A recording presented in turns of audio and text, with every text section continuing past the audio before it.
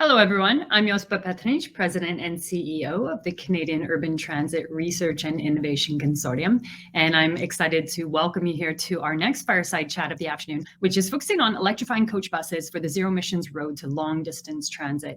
And this has actually been a panel that we have had for several years ongoing, and each year we get a little bit closer to actual deployment information. Today, I'm really excited to let you know that with Michael McDonald, who's going to be our speaker and Fireside Chat colleague for the afternoon, we're going to get a little bit more into those details. Finally, after several years, a lot more substance in the electric coach industry to talk about.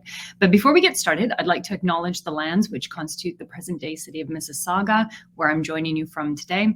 And these are part of the treaty and traditional territory of the Mississaugas of the Credit First Nation, the Haudenosaunee Confederacy, the Huron-Wendat, and the Wyandot Nations. And we thank them for the opportunity to speak here from their lands. So with that, I'd like to introduce and bring to the virtual stage our colleague, Dr. Mike McDonald, who joined New Flyer Industries in 2017. First as the Sustainable Transportation Specialist for MCI, and since that time, he's taken on the role of Operations Manager for the Vehicle Innovation Center. And many of you might be familiar with the Vehicle Innovation Center that was started up a few years ago.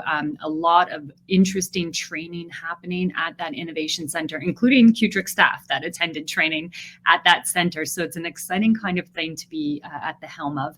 Mike comes with battery technology expertise. His PhD was in chemistry, specializing in electrochemistry and material science, and it was from the University of Manitoba. So definitely a local town boy. So Michael, thanks for joining us today. I'm assuming you're in Winnipeg right now. I am. It's great to be here. Thanks for having me. Thanks for coming back. Every year we bring back the electric coach debate. And every year we come back hoping that there'll be electric coach demonstrations to really talk about. And this is the year. This is the year that we actually can get into some of the meat and potatoes of that with actual on-road experience. So maybe what we're going to do is first start off with the landscape. If you can kind of set the scene for us, Mike, can you describe the motor coach industry a bit as it exists today in Canada and across the NAFTA or North American region? Yeah, absolutely. I think that's a very appropriate place to start, just because I think that unless you work in the industry, you don't really give it too much thought. I know I didn't before I joined this part of the workforce. You probably passed by and ridden in these types of vehicles many times. But basically, like, motor coaches are just really big buses meant for heavy duty intercity highway versus some of the, I guess, more urban settings that a transit bus would operate in. They're real workhorses. There's a degree of luxury that's expected with them, amenities, storage. And it's really just kind of the buildup of the historical coach, which at one point was pulled by horses, and then eventually it was over the rail, and now we call them over the road coaches by putting a motor inside of them.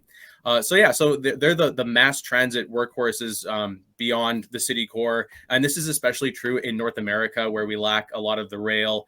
We have low population density overall, and so really the over the road model is really the only mode, and coach is the only practical way to efficiently take people to faraway places and really connect the country. Just a couple notes on the industry itself. We like to divide it into the public sector and the private sector. Most people, when they think of motor coaches, they think of the private sector, so the Greyhound buses, the teams going on trips, tours, and charters. But also for the public sector, this is a huge part of our business, and so this is the commuter transit service, typically provided by transit agencies. So the point of this is to basically connect the surrounding outlying communities to the downtown economic hubs. I think that the concept's a little less known in Canada, and it took me a while to understand it as well, just because we have so few major urban areas compared to the US, where this is really big, real big business. I think that so far only Metrolinx is the only Canadian equivalent approach to using motor coaches in a transit agency setting, but basically they were designed to cover all the miles that are between the first and last mile and everything in between, and really bridge that next step after the urban transit buses. I did not know that the coach component of motor coach came from the rail segment. That's actually an interesting piece of history. It makes logical sense, but until you said I didn't know that. So very interesting. And I have to say, after I lived for about 11 years in the UK and in Europe, and I got really used to, as a poor student, 1 pound rides from Edinburgh to London, or London to Paris, or Paris to Berlin. You get on a megabus, or you get on any kind of bus for £1 or €1, and you could basically get across all of Europe. And then it was culture shock coming back to Canada, and we don't have that kind of coaching service. So it's something that hopefully we can get into a little bit here in the Fireside Chat, because while coaching services do deliver to the GTHA, as you said, a lot of it's interregional city transportation across the country. So long routes, high speeds, low density. Can you walk us through, in those circumstances, what's been the appetite across the country so far for electrification of those coach buses, given the kind of rugged conditions that they have to operate under? Yeah, definitely. So obviously for this meeting, we focused a lot on the great strides that we made in the electrification and the reduction of emissions in the transit space. So when you compare the two things, it's still easy to think of a coach as just being a bus. Definitely, coach isn't in quite the same stratosphere, but I think that's understandably so. And you know what, Josip, I'll give you a shout out here, because aside from the fantastic tools and advocacy that organizations like Qtra provide, zero emission transit buses are largely where they are because it's such a sensible sector to electrify, as you know. Coaches are quite a bit different, though. Coaches, their duty cycle is probably a lot more like a semi truck. So range is an absolute must. There has to be a lot of route flexibility. You're not in that controlled microcosm as you are in transit. The technology is obviously getting better, which is one of the themes of these meetings. But more importantly, it's becoming much more proven and much more trusted. So the industry in general knows that net zero is coming for them in both the public and the private sectors, and both of them are in fact very welcoming of it, I think. In terms of the technology and the availability of it itself, MCI has always been a leader in low and zero emissions. So, even today we offer clean diesel, we offer CNG, we offer diesel electric hybrid as well. So, we have the horses. And we've done this at scale, so the scale and experience is there as well. But going back to your question, for public sector, obviously there's more of a willingness, given the greater pressure for mandates being government arm's length organizations. But I think that the interesting story is actually in the private sector, where like I said, uptake is a little bit lagging behind. But there's a couple different interesting case studies. One of which would be the tech companies that operate in the Bay Area. These types of companies are very progressive. They have very deep pockets, and so they're very happy to adopt that new technology. And it's actually a recruiting tool for them as well for getting talent. So a lot of interest there, real adoption happening there. But in terms of a more Canadian example, and I can't talk about the customer in a lot of detail, obviously, but I can recall a conversation that I had, and I just thought it was so interesting that they weren't talking about the adoption of electric coaches in terms of emission savings. They definitely thought that was an important aspect of it, but they love the technology. And sometimes we forget how cool EVs are. And for these industries, their biggest fear is becoming dinosaurs. And so I think that, when you take in, all these different reasons to go electric, I just think it's such an interesting landscape, because the landscape of coach adopters is so diverse as it is as well. But the interest is there for a plethora of reasons. It's so true. I mean, I take a lot of coach buses for sure, and have all of my life, and especially between Calgary and Edmonton. I don't want to waste my life driving. I just don't accept it. So taking a coach is really important. But if you go between Montreal and Trois-Rivières, or you go between Calgary and Edmonton, from the Red Arrow to Bus, these are really nice buses. They're kind of luxury buses. It's a really nice ride. And I don't think a lot of people know that. To electrify it further is even nicer, because it's even quieter. But if we to if we were to get into a little bit of the technical difficulties of coach bus, as you said, not as predictable routes. But the other thing that we learned over time, as we did with transit buses, was the real estate on top of the bus and underneath the bus is really quite unique. With transit buses, there's not a lot of room on top of the bus. So where you're going to put the pantograph chargers, that was a big issue. And with coach buses, we learned, of course, you need bays for luggage. So these empty voids. And so if you put all the batteries on top, tipsy-turvy, the coach is not going to work. So given those design constraints, and given that these buses would need a lot of high power charging, probably at rail stations or stations where they pull in, if they are going to do these kind of like Toronto, Hamilton type of routes, or Calgary, Red Deer, that kind of thing.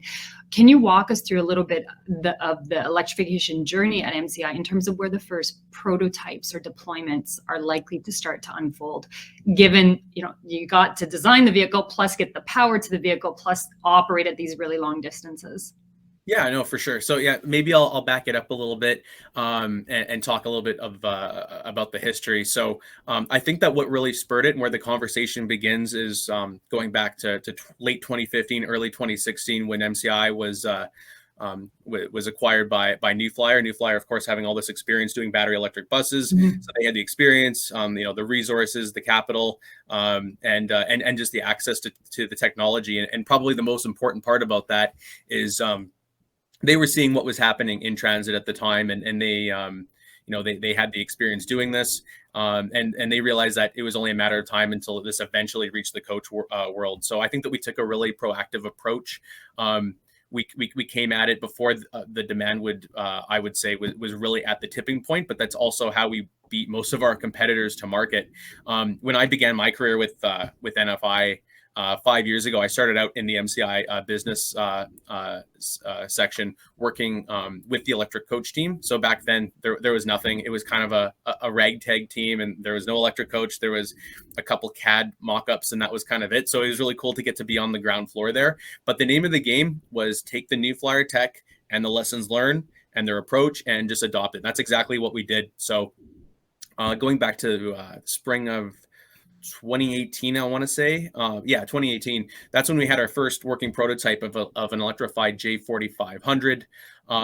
So that's the coach series that's geared towards the private sector. Then we did a much improved version, I'll say, of our D series low entry variant. That's the coach built for the public sector. And then we did a couple more J demos as well. And so for the past several years, that's been the name of the game for us, is showing these off to early adopters and trying to turn these over into sales. And we have been successful in terms of the private sector. We've turned those into real sales, still at the smaller scale, but probably the most exciting is the action in the public sector. So last year we delivered a fleet of, I think it was around 25 fully battery electric low entry variants to our first production customer, which is Antelope Valley Transit Authority, which is in the Southern California region. And they actually, along with their electric bus fleet, so buses plus coaches, they were the first completely zero emission agency, I think on the continent.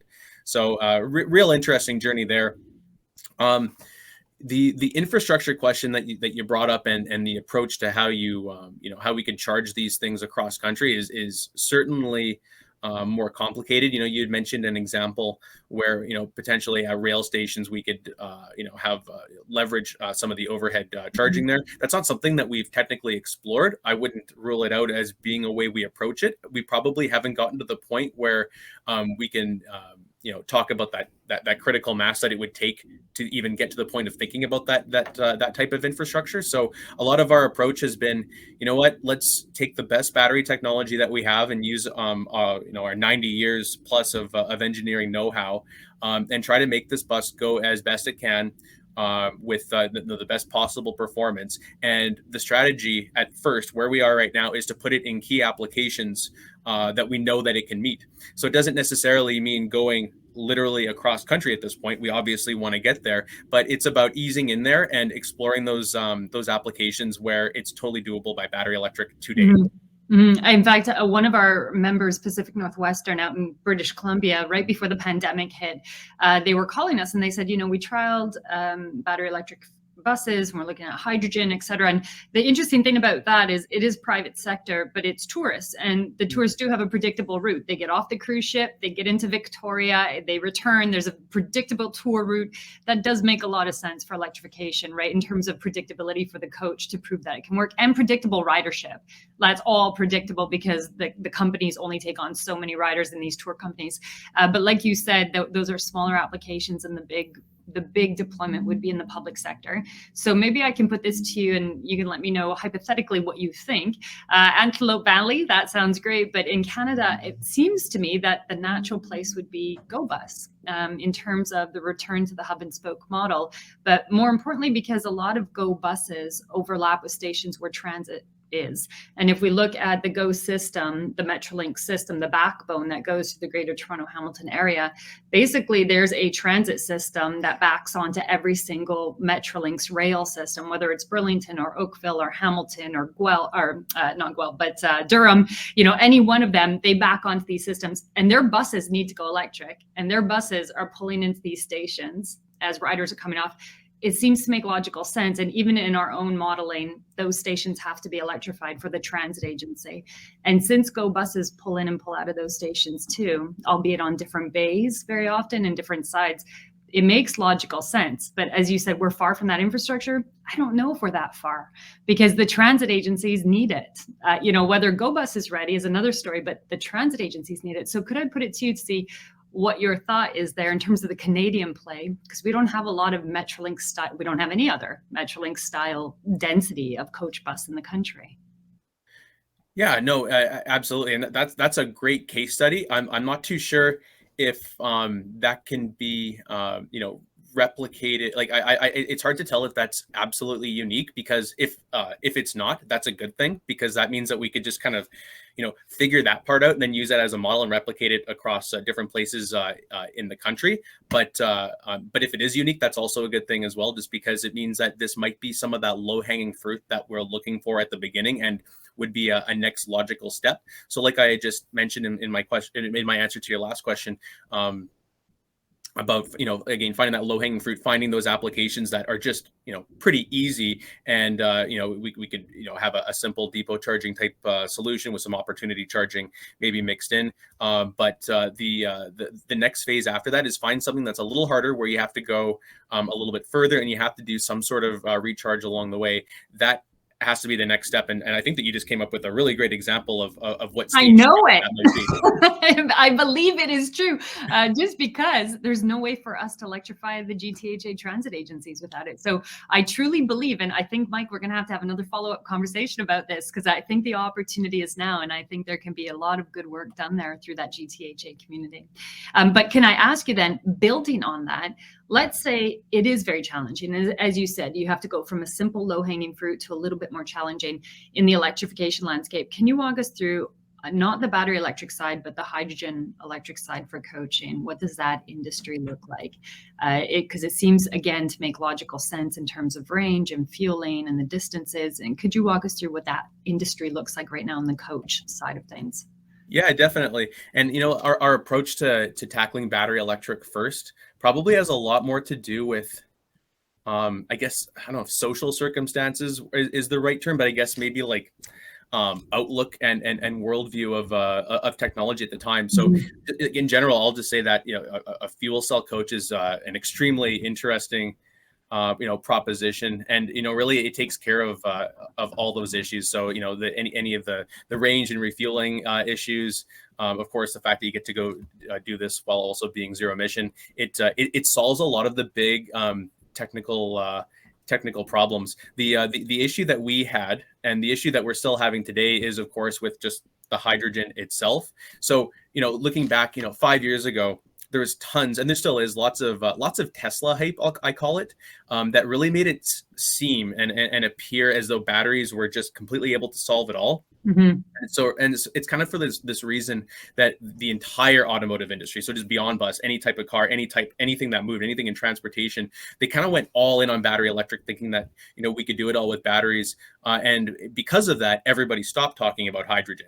In my PhD work, was researching materials for hydrogen production. That was where my interest lay, and I even eventually moved on to working on batteries as well, because I was kind of curious if anybody was going to be doing hydrogen anymore. And you know what, to their credit, with battery technology nowadays, they work incredibly well, and in all or most of our experiences. But we have to be honest about their shortcomings as well, and take a real scientific view of it.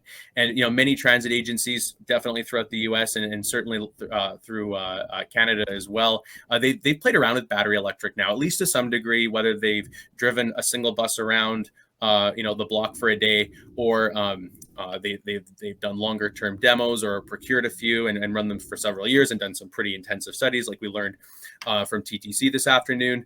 But ultimately, what these expose is the strengths and also the weaknesses. And I think that the battery electric stuff works great for many applications, and most use cases, but not all.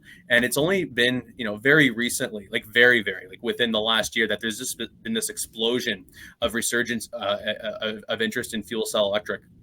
So again, going back to the molecule itself being the main problem, I really hope that the supply chain gets developed out, and we start making and distributing more hydrogen as a fuel alternative, because that's the way we truly can conquer the cross-country question of going zero emission, I think. But this just wasn't the worldview that we had 5 years ago when I started out as MCI, and MCI in general started out on their electric journey.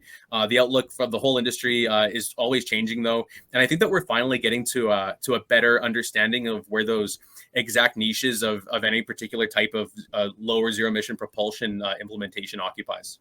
Yeah, well, you've almost made kind of a comment about capitalism in general. The reality is part of the marketplace includes government, and government includes social policy. And if social policy didn't see hydrogen as a solution, that was your market. And of course, you're accommodating your marketplace, right? And so that's quite interesting. But I'm really quite attracted to the concept, as you noted, of a scientific approach. We believe in science over sales. And often what I've heard is, yeah, but Josip, solid state batteries and the next generation chemistry.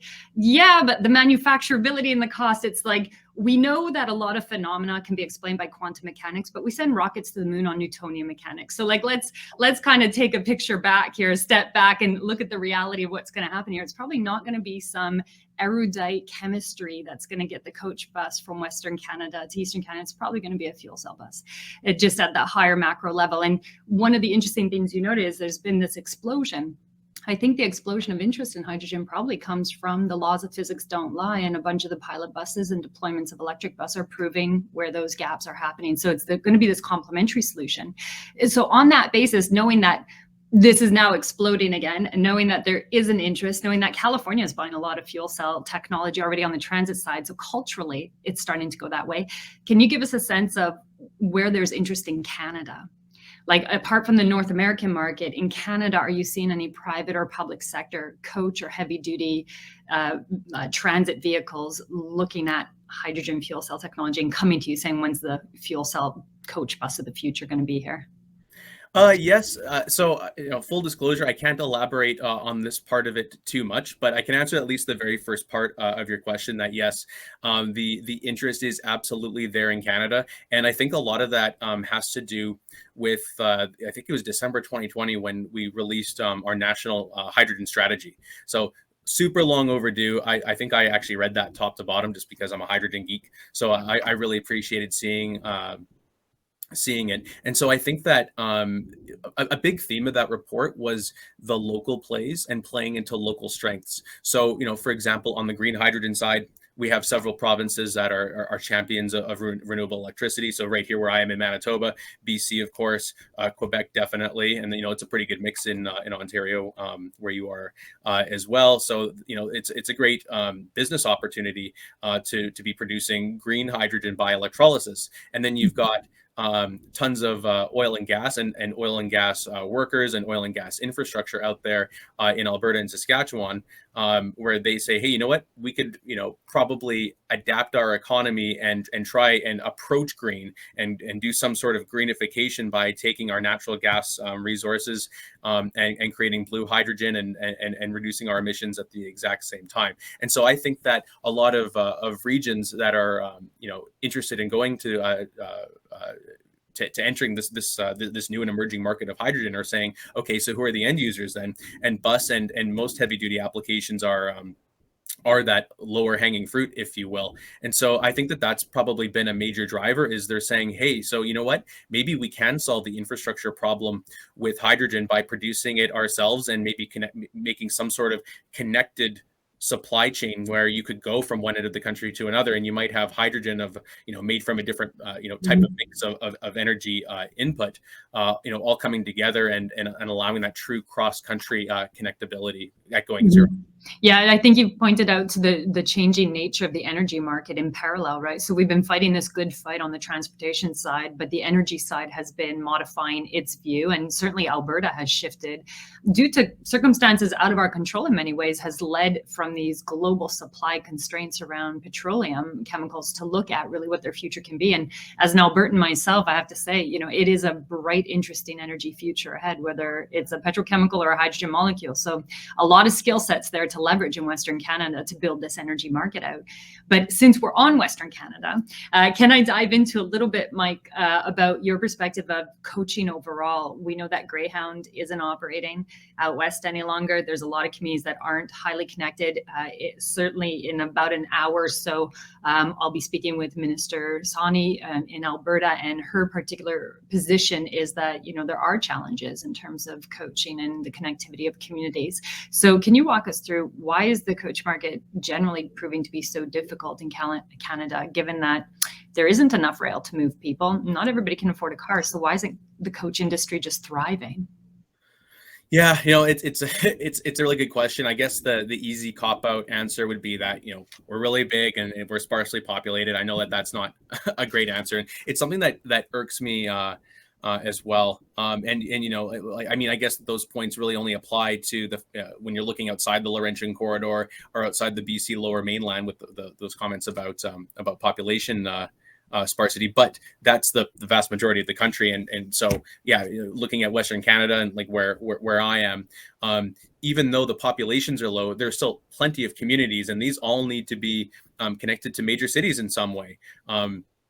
So I think that this is a great point, that this especially includes, or excludes is probably a better word, our very large Indigenous population here, which was forcefully displaced to far-flung regions, and they rely on the transportation just to access basic resources, and we can't provide that. So this is actually more of an overall transportation issue being, versus a purely zero emission type of play. But nonetheless, if we're not able to solve a basic transportation issue, regardless of propulsion type, how are we ever going to shift the focus to taking that and then turning it zero emission? It's, something has to come first, and we don't, it kind of feels sometimes like we don't have any of that, right? Which is, problematic. Mobility has to come first, right? It needs to be prioritized. And and you know what, like we don't just, we build these fancy looking high-tech vehicles, and and we love to show them off, but really it's not a flex. We build them to serve people, and we want to see them out there doing that more across Canada. Yeah, no, for sure. In fact, I've said it before in other forums, but if you take a look at British Columbia, exactly what you said, Indigenous communities have been displaced to far-flung regions of the country. And without proper safe mobility, this is why women ended up hitchhiking down a highway and ended up dead in a Picton pig farm. Like, this is the reality of unsafe mobility for women and for other communities, right? And it comes from not only colonialization, but the obvious lack of clear mobility across a country like ours. I will say, though, and maybe you have an opinion about it, but we often used to say, like, battery versus hydrogen, there used to be this divide, but the actual enemy is diesel. And in the case of coach busing, we'll often say, yeah, but, like rail versus transit, but the actual enemy is aircraft. And, flights are very cheap in Canada. And as a Calgarian, people will fly to Edmonton, even though you have to get to the airport through security. You fly out to Leduc, it's another hour to Edmonton. You might as well take the bus, but they won't. So maybe if you have any insight on what is the coach landscape in comparison, like that industry out there, is it about pricing aircraft in some way, like flights in some way, to drive the marketplace? Yeah, economics talk, absolutely. But there's always going to be a lingering cultural association. I guess a bit closer to home, like, so in Winnipeg, taking a transit bus isn't necessarily something that's looked upon in some great light. Like I try to take it as often as I can, because I try to be an advocate for the industry, but it's such a car culture over here. And so you can contrast that to when I lived in Boston and everybody took public transit everywhere. And I thought, wow, everybody really likes public transit, but they all said, well, no, it's not just that we like it. It's just that, we're not afforded, wide open roads necessarily. And, it's expensive to drive here. So it just makes a lot more sense just to, get onto public transit and take advantage of it. And when you finally do, you realize it's not that bad, and it just kind of becomes part of your culture. And so there can be some economic driving forces there as well, but ultimately that has to result in some sort of culture shift and remove the stigma around doing something like hopping on a coach bus, if it's even available, to go from community to community, and actually go ahead and do that. You realize it makes more sense, and it isn't actually that bad. Absolutely. Pricing cars out of the future. I'm all on board for that. Though I have to say, for anybody who hasn't taken Winnipeg Transit, the bus drivers have the best political opinions. It is so interesting. And I love riding the bus in Winnipeg because there's always an opinion and the bus driver is always willing to talk to you. So it is one of the best times to have a good dialogue about the future of the nation. So Mike, I want to really thank you for your insights here. I know coaching is a difficult industry, but I believe we can crack this nut, not only for electrification, but for better mobility across Canada. We're looking forward to learning more about the deployments coming up in the next year and getting some of that performance data hopefully here next year with you. Thanks once more, Mike. Thanks for having me. Really good time. Thank you. Thank you. And welcome everybody to join us for our next speeches coming up from a couple ministers out west in British Columbia, George Heyman, and in Alberta. We'll see you soon.